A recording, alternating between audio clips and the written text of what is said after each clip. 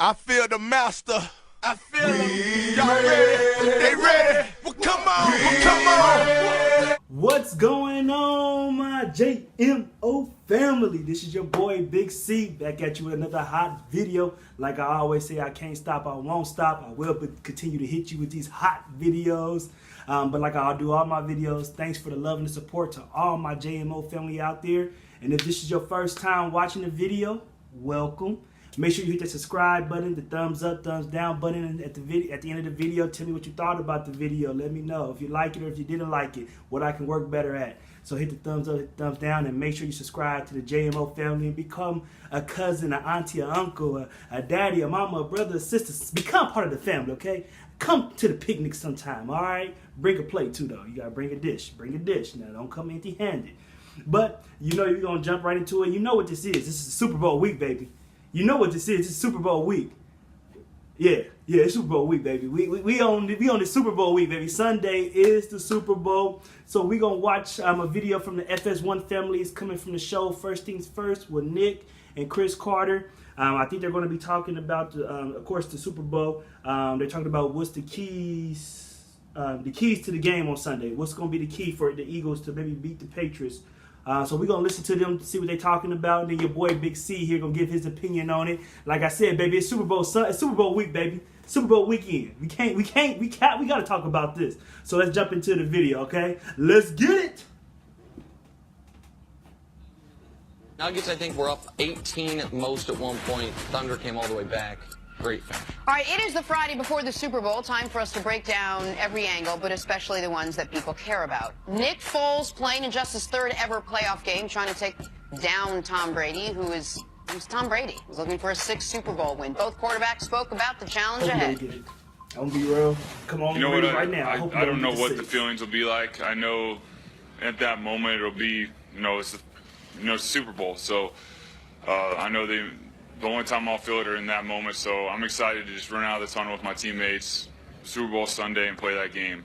I have no idea what I'll feel. I know it'll be a lot of excitement, but I look forward to that moment. There's time to adjust, but every possession is going to be critical, and it's going to come down to the execution, as it always does. And if you're in a position to win at the end, you got to take advantage of it. And if you don't, then it's going to be a pretty crappy Sunday. We should keep in mind that Tom Brady has done Super Bowl pregame interviews for 7 years. Like, he's done 7 other ones. Poor Nick Foles, his first time there with more people than have ever asked him questions. So he's just trying to formulate thoughts and sentences and put it all together. It felt like it was his first time. Okay. He's just kind of just talking, just stream of consciousness. As Nick, it was great. He's just saying words. He's just saying words. He doesn't really know what they mean. He's like, you guys, someone else asked me a question. And I'll just say more words. All right, let's break this down a little bit. Coach, in your opinion, what is the key to this game? Well, look, I wish there was one key, but as you go through this, it's got to be Philadelphia not having self-inflicted wounds. When you look at the game against Atlanta, they really survived that game, even though they had 2 turnovers and 2 significant turnovers. Then there was the play where they fumbled the ball forward. Nick Foles dives on it in the end zone. That could have been completely changed the dynamic of the game as well. So New England's play at the end of the first half. Yeah, where that was the worst pass Nick Foles has thrown all year. Hits, I forget who it hit in the hands, but whoever it was, he ends up kneeing the ball back to a Philadelphia Eagle, and they end up getting a field goal out of it. They had a lot. They fumbled 4 times in that game. They only lost 2 of them. They lost 2. One ended up in a touchdown, which that rarely happens. They had a bunch of opportunities to lose that football game via self-inflicted wounds, and they got away with it. But and that's the one thing that New England does really well, and that's a starting point in the NFL. More games are lost than they're won in the NFL, and New England doesn't beat themselves. They don't get into a situation where that's the difference in the game. They're going to force the other team to play really well to beat them, and Philadelphia had that really sloppy game against Atlanta that they survived. They cannot get into that situation against New England. I 100% agree with you that the key to Philadelphia staying in the game is not having self-inflicted wounds, not allowing the Patriots to exploit what the Patriots seem to exploit in almost every game they play, which is the other team's just going to make some mistakes for you. Just pick them up and you don't make mistakes yourself. That's the key to me to Philadelphia is staying in the game. True. The key to if Philadelphia is going to actually be able to win the game is it is the thing we have talked about all week, and the reason we've talked about it all week is it's the most important aspect of the game, at least in my eyes, which is can the Eagles' defensive line, most notably the interior of that defensive line, Fletcher Cox, and they're right now a little ill, but he'll play Timmy Jernigan, can they get a push up the middle? Because the push off the edge is one thing that's going to take longer to get there. Brady can step up in the pocket and usually still get the ball away. But if your D tackles, most notably Fletcher Cox, who's one of the best in the world at what he does, if he can dominate his matchup against Patriots center, Patriots right or left guard, if he can dominate that matchup and get pressure there, that's a way the Eagles can actually win the game. A play that I always think of when you think about how did the Patriots lose these Super Bowls, the two that they've lost. It's the helmet catch, sure, the Mario Manningham catch. Basically it. How about the play where Tom Brady got called for intentional grounding in his own end zone against the Giants, when it was bizarre because he threw it down the middle of the field, but there was so much pass rush on him, Brady threw the ball away seemingly prematurely. That set the template for that entire game. And so that to me is an enormous key to if the Eagles are going to be able to win. And that's going to be it, and that's what you want to talk about, is how this Philadelphia defense as a whole is going to deal with the Patriots offense, because on paper the Patriots offense is who's going to go out there and pretty much win this game. We know that already. Their defense becomes their question mark. So talk about how this Philadelphia Eagles defense can pretty much do this. Well, one of the things that in dealing with Tom Brady is always the pre-snap read, and I go back to this over and over again. In every single coverage, there's a beater. There's something that can beat it, and every route has that beater built in. And Tom and the Patriots do a great job of gathering pre-snap information, identifying what the coverage is, and then going to the right spot. I want to show you an example from the Minnesota game of gathering information, and what you see here is they're motioning to empty. So Jerick McKinnon is coming out, and of the backfield, Michael Kendricks is coming out with him. So that gives you the information. It gives you man-zone answers. And right now, you know it's man-to-man because you've got a linebacker on a back out in space. What's going to happen is McKinnon's going to run in, sell that he's running a shallow cross, and then come back out.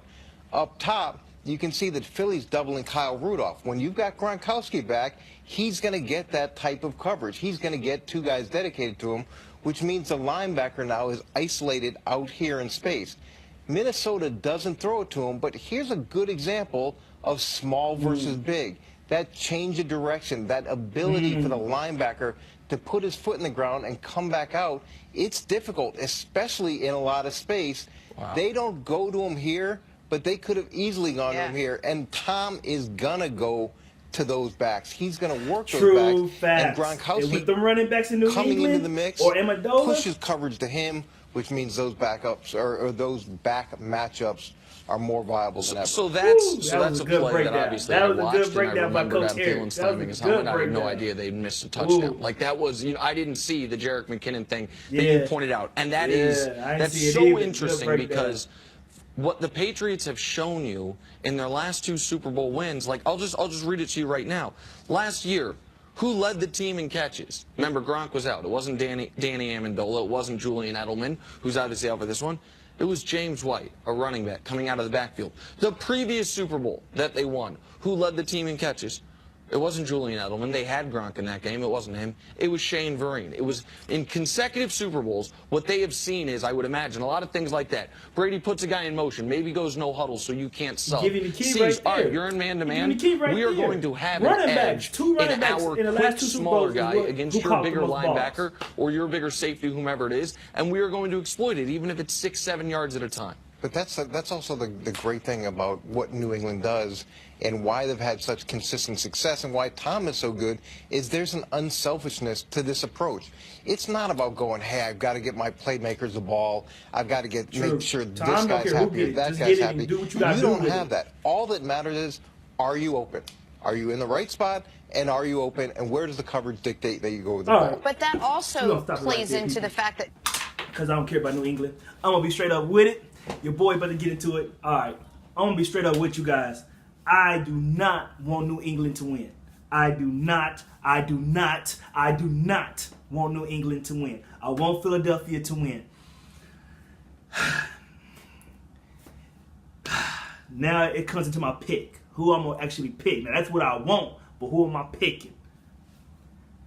I'm sorry, my Philadelphia fans out there, okay? I am sorry to everybody in Philadelphia, to all the Pennsylvania. I'm sorry, but I'm going to go New England, okay? If I was a betting man, I'm going to bet New England, okay? I'm going to go New England. Eric Magini broke it down right there. That play with Minnesota, with Jerry McKinney, that's either James White, who's the other running back they got there, Deion Lewis, and Brady's not going to miss that. And them two guys are so freaking fast that you're not catching them, okay? Amendola could be there. They're not going. He's not going to miss that pass. He's going to make sure that pass. Even though he like Gronk don't have to catch it. Nick said it. The last two top receivers in their last two Super Bowl wins were running backs. James White, Shane Vereen, both are running backs. Brady's going to get to whoever he needs to get to and let them do whatever they need to do to get the win. He don't care if you Terrell Owens, Randy Moss. He don't care if you got a big name in the NFL. He's going to get to the guy who's open. And that's what Philadelphia got to do to stop it. I do not want New England to win. Only reason I'm picking them because their season. It is a quarterback. It is because of the quarterback too. It is because Nick Foles is on the other side going against Tom Brady. The GOAT against, it gets that guy. So, it is because of that. But I feel like Philadelphia to win this game, to prove me wrong. Prove me wrong, Philly. Prove me wrong. Bark at me. I know you're the underdog. Roof, roof, roof. Bark at your boy. Prove me wrong, because I want you to win. I really do. For Philly to win, like I said, that defense has to shake Tom Brady's cage. They got to rattle him. They got to put the hands on him. That's what I said that's what I said when Jacksonville played him. Jacksonville has to touch Brady. They got to touch him. You got to touch Brady. Put them hands on him, especially going up the middle, because he'll step up in that pocket. Brady's not going to run. He's not no Carson Wentz. He's not no Cam. He ain't running. He's going to step up in the pocket. He's going to move left to right in the pocket. Everything is about the pocket. If you can touch him, coming from sides, coming up the middle, definitely. If you can get pushed up that middle, you got Tom Brady. So, Philadelphia, prove me wrong. Make sure you guys go and put paws on that man. I want you guys to. I do. I don't want New England to win again. I'm sorry. I don't want New England to win. I ain't a big New England fan. I got a hat because it went with the outfit. But I ain't no New England fan, okay? I want Philadelphia to win. I'm picking New England because I'm going to be a smart man.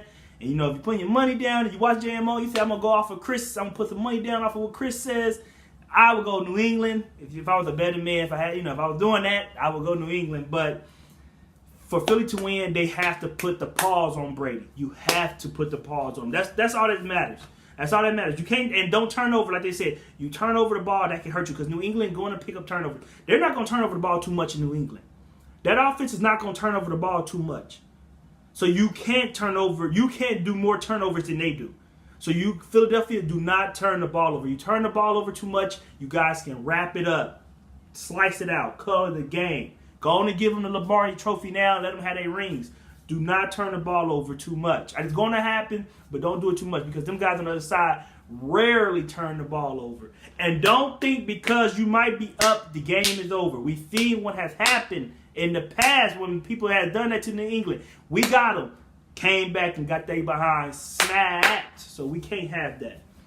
But my JMO family, it's your time to shine. Leave those comments in the comment section. Let me know what you think about the game. Who are you picking? That's the question of the day. Just put in the comment section, Eagles or Patriots. Who are you picking? You heard what your boy said.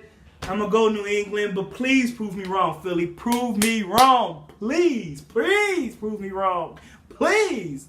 But I'm going to go New England, okay? I'm going to give it to the GOAT. But like I said, leave those comments. Thanks again for supporting your boy, watching the videos. Keep subscribing. Thumbs up, thumbs down if you like the videos. I appreciate the love to all my JMO family out there. And your boy's out. The master. I feel them. Y'all ready? They ready? Well, come on. Well, come on. Y'all ready?